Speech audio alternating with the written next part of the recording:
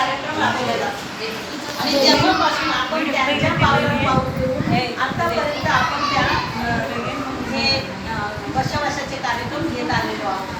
जोपर्यंत जगामध्ये सूर्यचंद्र असेल तोपर्यंत हे कार्यक्रम कायम असे चालू राहणार आहे आणि याच्यामध्ये वाढच होत जाणार आहे.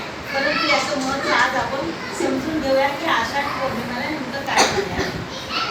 तर तथागतांच्या जीवनामध्ये जगामध्ये पहिलं पाऊल म्हणजे त्यांच्या आईच्या गर्भामध्ये प्रवेश होण्याचा ह्या पौर्णिमेने घेतलेला आहे. या पौर्णिमेच्या दिवशी महामातेला गर्भधारणा झालेली आहे.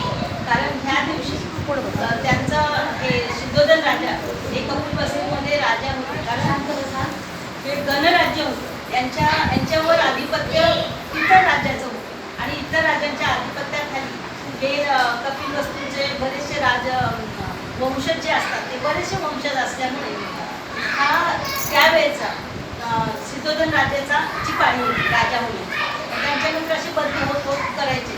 पण ज्यावेळेस सिद्धोधन राजा हे अतिशय पराक्रमी होते, श्रीमंत होते, अतिशय सर्व गोष्टींनी अगदी भरभरून त्यांच्यामध्ये सगळ्या गोष्टी व्यवस्थित होत्या. सर्व गोष्टीमध्ये ते संपन्न होते आणि अशा ह्याच्यामध्ये त्यांना मूलबाळ नसल्यामुळे ते थोडेसे दुःखी होते. परंतु त्याच दरम्यान महामायला एका म्हणजे त्या रात्री आषाढ पौर्णिमेच्या रात्रीचं त्यांना एक स्वप्न पडलेलं असतं. आता एवढ्या दिवस ते वाट बघताय परंतु ते स्वप्न त्यांना जरा वेगळंच वाटतं की हे असं का पडावं. त्यांना खूप शंका आलेली आहे आणि त्या झोपेत असताना त्यांना असं वाटलेलं आहे, त्यांना असं स्वप्न दिसलेलं आहे की देवता येऊन आणि त्यांना त्यांचा जो पलंग आहे तो पलंग उचलून आणि हिमालय पर्वतात नेलेला आहे आणि तिथे त्या देवांची ज्या देवी आहेत